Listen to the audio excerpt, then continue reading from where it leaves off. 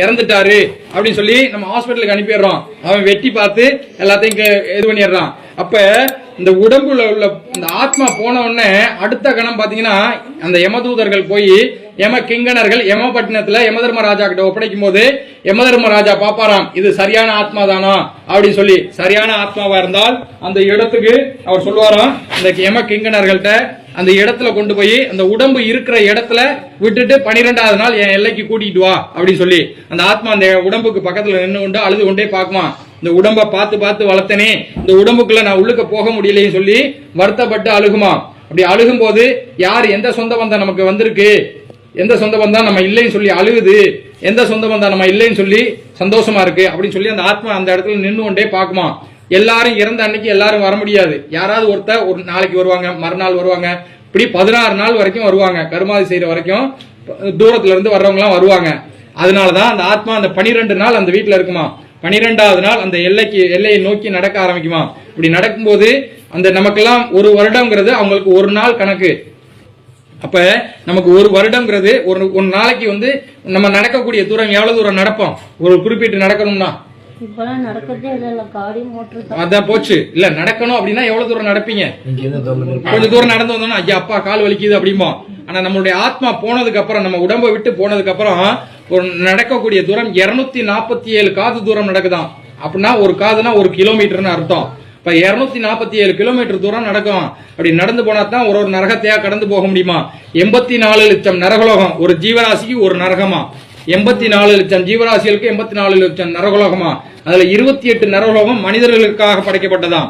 இந்த 28 நரகத்தை கடந்தா தான் அந்த ஆத்மா வந்து சொர்க்கத்துக்கு போகுதா நரகத்துக்கு போகுதான்னு சொல்லி அவர் நிர்ணயிப்பாரா யமதர்ம ராஜா. அப்பதான் யமபட்டினத்தை போய் சேர முடியுமா. இதை நடக்கிறதுக்கு 1 வருடங்கள் ஆகுமா நடந்து போறதுக்கு. அதுக்காக தான் நம்ம வந்து அந்த வருட திதியை கண்டிப்பா செய்யணும், இந்த ஆத்மாவை கடைசி எல்லாம் முடிச்சு அனுப்பி வைக்கணும் அப்படின்னு சொல்லி சொல்றது. அப்ப அந்த ஆத்மா நடக்கும் போது தண்ணியும் கொடுக்க மாட்டாங்களாம், சாப்பாடு கொடுக்க மாட்டாங்களாம், பசியோட போகுமா. அப்படி பசியோட போகும்போது அந்த ஆத்மா புண்ணியம் செஞ்ச ஆத்மாவா இருந்தா அழகா ராஜா மாதிரி கூட்டு போவாங்களாம். அதே ஆத்மா பாவம் செய்த ஆத்மாவா இருந்தால் இந்த ஆத்மாவை அடிச்சு இழுத்துட்டு போவாங்களாம்.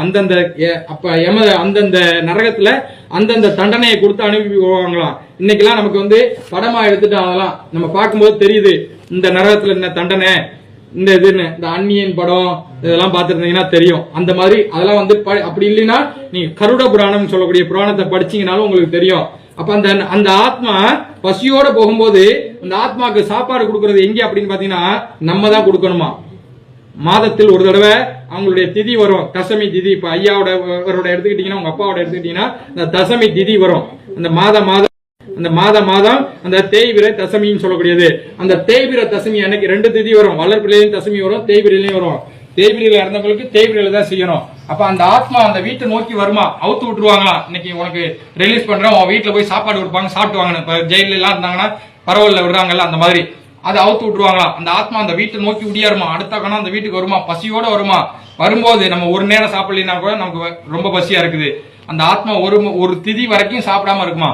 அப்ப அந்த இடத்தை நோக்கி அந்த ஆத்மா வரும்போது நம்ம இந்த மாதிரி சோறு உருண்டை பிடிச்சிங்கல்ல, அந்த மாதிரி பிடிச்சு வீட்டு வாசல்ல வச்சு சூரிய பவனை பார்த்து வணங்கும் போது அந்த ஆத்மா அந்த உருண்டையில் உள்ள சத்துக்களை உறிஞ்சி எடுத்துக்கொண்டு அந்த வீட்டிலே இருந்துட்டு திருப்பி போகுமா. அன்னைக்கு ஒரு நாள் அந்த வீட்டுல இருந்துட்டு திருப்பி போகுமா. எந்த இடத்துல இருந்து வந்துச்சோ அந்த இடத்துக்கு போயிருமா. இப்ப கோலம்பூர்ல இருந்தா கோலம்பூர், அந்த மாதிரி ஒரு இடம் எங்க இருந்து வந்ததோ அந்த இடத்துக்கு போயிருமா.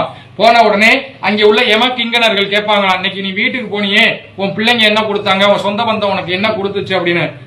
அந்த ஆத்மா சொல்லுமா, நான் வீட்டுக்கு போனேன் எல்லாமே கொடுத்தாங்க, அடுத்த திதி வரைக்கும் எனக்கு போதும், அடுத்த மாசிகத்து வரைக்கும் எனக்கு போதும் அப்படின்னு சொல்லி அந்த ஆத்மா சொல்லுமா.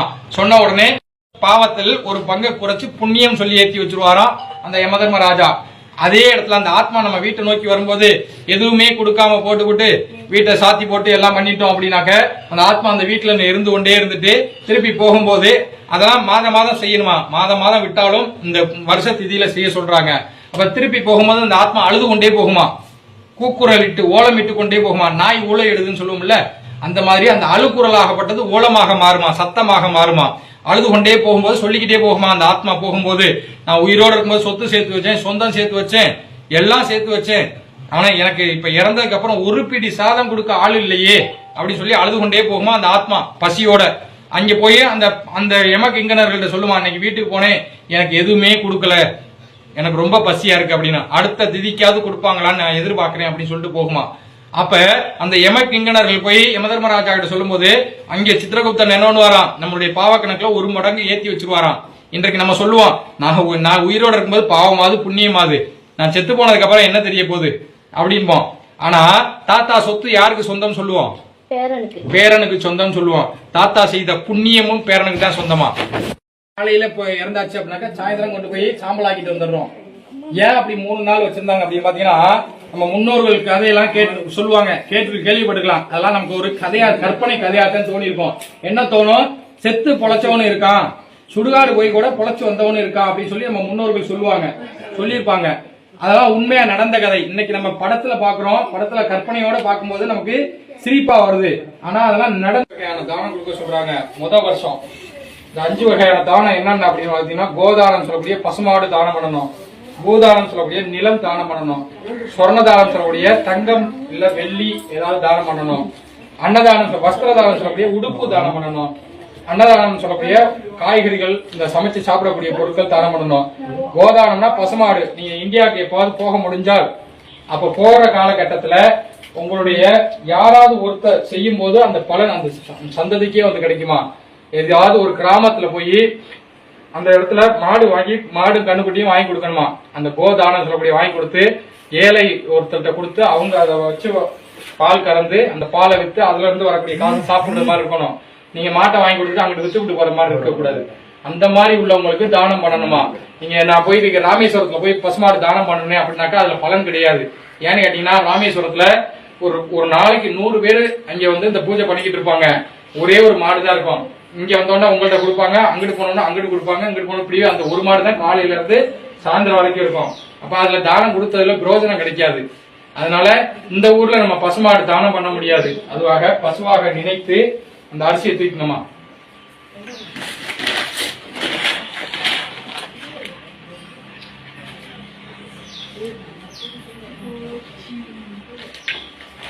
சமமா பிடிச்சிக்கணும், நோக்கி வச்சுக்கணும், அவரை கொடுக்கணும்